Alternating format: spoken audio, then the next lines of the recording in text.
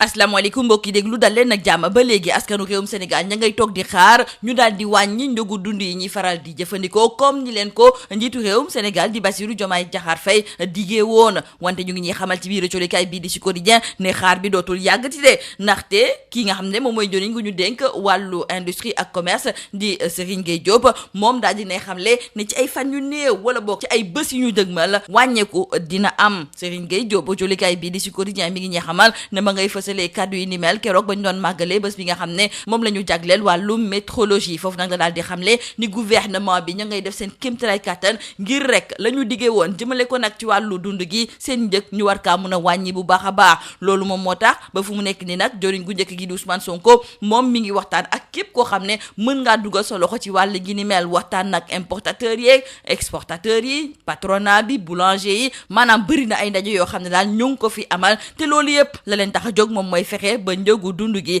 ñu daal di koy wàññi ci nu mu gën a gaawee ci li nga xam ne nag moom moo jublu ci wàllu mbay mi bor bi nga xam ne kon dañu ko amal ñi nga xam ne ñoom ñooy opérateur privé stockeur aujourd'hui kay bii di Sud Quotidien moo ñu xamal ne am na koppar gu toll ci fanweer ak juróom-ñaari milliards goo xam ne gouvernement bi génnee na ko ngir rek ñu daal di leen fay ñii di opérateur privé stockeur yi di rafetlu nag engagement yooyu nga xam ne moom la gouvernement bi jël te tey jii mu tàmbale nag di ko respecté maanaam daal di fay bor bi nga xam ne moom la ñu leen amal ba léegi ci lu jublu ci wàllu mbay mi rawatina nag ci campagne 2024-2025 autolikaay bii di 24 heures moo ñuy xamal ne nguurub Sénégal bëgg na nag atum ren de mbay mi daal di mucc ayib rendement yi daal di bëri loolu nag moom moo tax ba lépp loo xam ne dafa jublu ci wàllu intrant maanaam daal li ñuy soxla nag ngir ci seen wàllu mbay moobu mu daal di leen koy yombal joriñ gii di Mabouba Diagne moom fësal na njëgu jiw yeeg ak yeneen mbir yoo xam ne daal ñii nga xam ne ñoom ñooy béykat yi dañu kaa soxla te nag lañ te gis moom mooy ne njëg bi daal wàññeeku na bu baax a baax ñu jukki ci wàllu politique ndaxte colikaay bii di l'info moom dafa daal di nemmeeku ne keroog ba ñuy déglu activiste bii di Bah Diakhaté fa li nga xam ne moom mooy ca division des investigations criminelles dañoo nemmeeku ne ña fa nekkoon doñ ko jàppale ña ca ëpp de ci APR la ñu bàyyeekoo rawatina nag ay hauts responsables yoo xam ne suñu natango daal dinañ ciy lim ku ci mel ni Pape Malick Ndour Abdou Mbow Pape Gorgui Ndong Seydou Gueye Issakha Diop Moustapha Diakhaté ñooñu ñëpp kon ñëwoon nañu ngir wëllu ki nga xam ne de moom mooy Bah Diakhaté ak tamit militant ya fa nekkoon autolikaay bi di l'info ne boo gisee nag mobilisation ñii nga xam ne ñoom ñooy ay responsable bu APR daal di koy amal fa li nga xam ne moom mooy ca division des investigations criminelles loolu day firndeel rek ne kii nga xam ne kon moom mooy Bah Diakhaté ci ñoom la bokkoon raax ci dolli ñoom ñooñu nga xam ne léegi ñoom ñoo nekk ci APR te léegi nekk ci l'opposition bi ñoom it dañoo bëgg a wane seen bopp Bah Diakhaté autolikaay bii di critique mi ngi ñuy fàttali ne moom bokk na ci liñ koy toppee lu ñuy tuddee offense au chef de l'État muy benn délit boo xam ne autolikaay bii di critique la mu ca gis moom mooy daal ne dafa yaatu ndax képp koo xam ne da nga yëkkati ay kàddu yoo xam ne tegginiwul teg ko ci ndoddu njiitu réew mi wala boog nga daal di wax sa xalaat ci biir média yi mën nañu laa jàpp tëj la ci mbirum offense au chef de l'État mu nekk nag ab délit boo xam ne sax ñii di magistrat yi ñoom bokkuñu ci gis-gis wante daal li wóor ba wóor moom mooy ne buñ lay faral di toppee ci lépp loo xam ne dafa jublu ci wàllu offense au chef de l'État mën nañ la tëj ci diirub juróom benn weer laata nag ñuy daal di jeexal li nga xam ne de moom mooy instruction bi lu weesu Bah Diakhaté autolikaay bi di l'évidence bi ngi ñuy xamal ne Cheikh Ndaw tamit daal dinañu koy teg loxo te nag jàpp gi nga xam ne ñu ngi ciy jàpp ñii nga xam ne ñoom ñooy faral di yëkkati ay kaddu yu tegginiwul di ko teg ci ndodd ñi nga xam ne kon ñoom ñoo nekk ci bopp réew mi dafa mel ni ne tàmbali na te nag ñii nga xam ne ñoom ñoo koy def dañuy bëgg a wane rek ne ku si deful naka su dul noonu wala wax naka su dul noonu rek bu la yeboo nga xam ne li dal ñaar ñooñu moom moo la fas yéene dal soxna Aminata Touré moom de turam kenn gisu ko nag ci fal yi nga xam ne nag moom la ñu mujjee nemmeeku ci poste directeur généraux yi autolikaay bii di réew mi quotidien di ñu xamal ne Mimi moom nee na xaarul dara ci lëngoo bi nga xam ne nag moom la lëngoo woon ak coalition Diomaye président autolikaay bii di réew mi quotidien di ñu xamal ne ñi bokk ci biir coalition boobu sax ñu ngi doon amal ab ndaje ngir natt seen bopp nag ak tamit seen lëngoo ga ñu lëngoo woon ak waa coalition Diomaye président foofu lañ daal di xamle ne ñoom amul lu ñuy xaar nag loo xam ne dafay jógee ci njiitu réewum Sénégal di Bassirou Diomaye Diakhar Faye ci lu jublu nag ci wàllu fonds force Covid 19 am na ci lu tolloog fukki dossier yoo xam ne teg nañu ko ci table procureur bi autolikaay bi di direct news di ñu xamal ne li ëpp ci dossier yooyu nag ñu ngi ciy joxoñ ay baaraamu tuuma ñi nga xam ne ñoom ñooy daaj yi ndax ñoom ñoo def li ni mel wala boog dañ leen ko sant procureur moom moo ci yore ca gël guyam fële nga xam ne moom mooy ca compagnie aérienne Air Sénégal autolikaay bii di Le Quotidien mi ngi ñuy xamal ne foofu de ay jafe-jafe moom saa su ne dañ ko fay faral faral di nemmeeku ndaxte altine ji ñu weesu fa li nga xam ne moom mooy ci aéroport bu New York avion bi nga xam ne dafa waroon a jóge mujjeewul def li ni mel ndaxte dafa amoon ay jafe-jafe te compagnie bi sax dafa loué woon avion boobu. ba léegi ci wàllu dem ak dikk julikaay bi di Le Soleil moom moo ñuy xamal ne benn ci ay bés ginnaaw ba BRT bi tàmbalee daw am na ci lu tolloo ko 200 000 passagers yoo xam ne jot dañu ko jël ci téeméer ak ñaar fukk ak benn bus yi nga xam ne moom la BRT bi am ñeent fukk dong de ñoom ñooy dem ak dikk tey ji sax suñu natango yi du ñu amal ab gëstu gu yaatu jagleel ko BRT boobu. jeexale ko wàllu tàggat yaram mondial 2026 éliminatoire yi nga xam ne dañ ko fas yéene amal ci weeru juin julikaay bii di stade mi ngi ñuy xamal ne suñu gaynde yi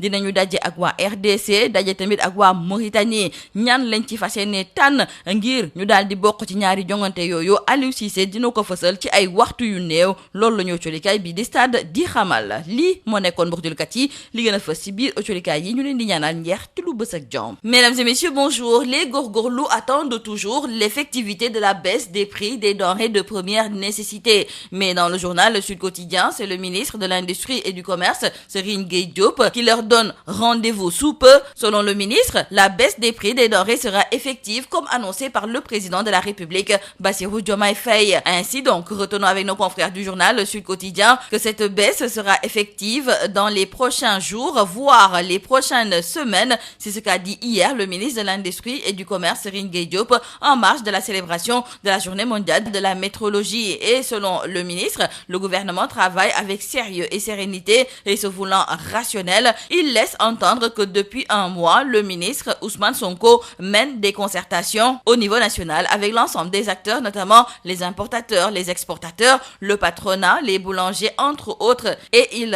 rassure que les promesses du président Bassirou Diomaye Diakhar Faye seront tenues. Et donc, retenons avec nos confrères du journal Le Sud Quotidien qui ont recueilli les propos du ministre de l'Industrie et du Commerce que dans les prochains jours, voire les prochaines semaines, l'exécutif va annoncer les nouvelles mesures. Et pour ce qui est du paiement de la dette des opérateurs privés stockeurs, l'on nous signale dans le journal Le Sud Quotidien que 37 milliards de francs CFA ont déjà été décaissés. Les opérateurs privés stockeurs saluent le respect des engagements du Premier ministre relativement au paiement de cette dette. Toujours concernant la campagne agricole 2024-2025, nos confrères du journal 24 heures nous font savoir que l'État maintient sa volonté de faciliter l'accès des intrants aux producteurs. Le ministre de l'Agriculture, Mabouba Diagne, a fixé les nouveaux prix des semences et plants subventionnés pour accompagner les paysans. Parlons à présent avec nos confrères du journal L'Info de l'audition de l'activiste Bah Diakhaté à la DIC. En effet, nous disent nos confrères, l'APR s'est érigée en bouclier autour de l'activiste. De hauts responsables de l'APR, dont des anciens ministres,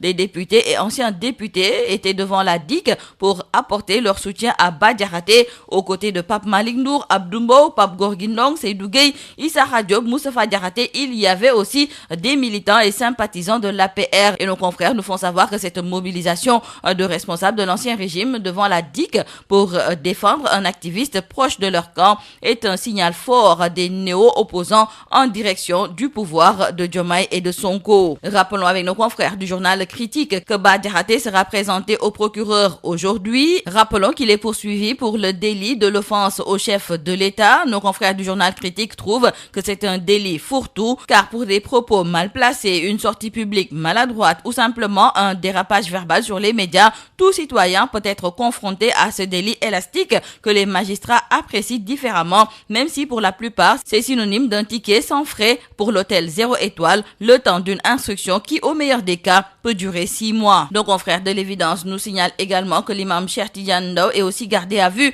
pour les mêmes chefs d'accusation. Cette arrestation marque une nouvelle ère de traque des insulteurs publics par le régime du président Bassirou Diomaye Faye. Ainsi, les premiers arrêtés serviront de cas d'école pour toute autre personne qui serait tentée. Sur les dernières nominations notées, le nom de Aminata Touré n'y figure pas. Mais qu'à cela ne tienne, la concernée écarte toute entente à des postes de nomination. Les partisans d'Aminata Touré, nous disent nos confrères du journal Rewmi Quotidien, ont tenu une journée de réflexion pour évaluer leur participation à l'élection présidentielle comme alliés de la coalition victorieuse qui a porté Bassirou Diomaye Faye à la tête du pays. Et la coalition Mimi 2024 écarte toute entente à des postes de nomination. Et l'on reparle avec nos confrères du journal Direct News des fonds force Covid-19. Nos confrères nous font savoir que 10 dossiers sont sur la table du procureur et ils sont en majorité majorité des DAGE. Nos confrères se posent d'ailleurs la question de savoir s'ils ne sont pas les agneaux du sacrifice. En tout cas, ces DAGE sont épinglés pour défaut de pièces justificatives, surfacturation, paiement d'infrastructures non réalisées portant sur des dizaines de millions, voire des milliards. Les incidents techniques se succèdent pour la compagnie aérienne Air Sénégal. Dans le journal Le Quotidien, nos confrères nous parlent de ce nouvel incident technique à l'aéroport de New York. Le vol de lundi a été annulé à cause d'une panne sur la piste. La compagnie avait loué l'avion et elle parle d'une perturbation opérationnelle. Toujours concernant le secteur du transport, dans le quotidien Le Soleil, une semaine après la mise en service du bus rapide transit, nos confrères nous font le bilan et nous font savoir que 200 000 passagers ont été transportés. Et actuellement, sur les 121 bus, seuls 40 assurent les rotations et nos confrères nous proposent un reportage découverte à bord du BRT. Terminons par le sport mondial 2026 éliminatoire en juin. Le Sénégal affronte la République démocratique du Congo à Diamniadio le 6 juin et la Mauritanie à Nouakchott le 9 juin à l'occasion des 3e et 4e journées des éliminatoires de la Coupe du Monde 2026. La liste des lions retenus pour ces deux rencontres est attendue pour ce vendredi 24 mai, nous disent nos confrères du quotidien du sport Stade. C'est tout à vos journaux et très bonne lecture.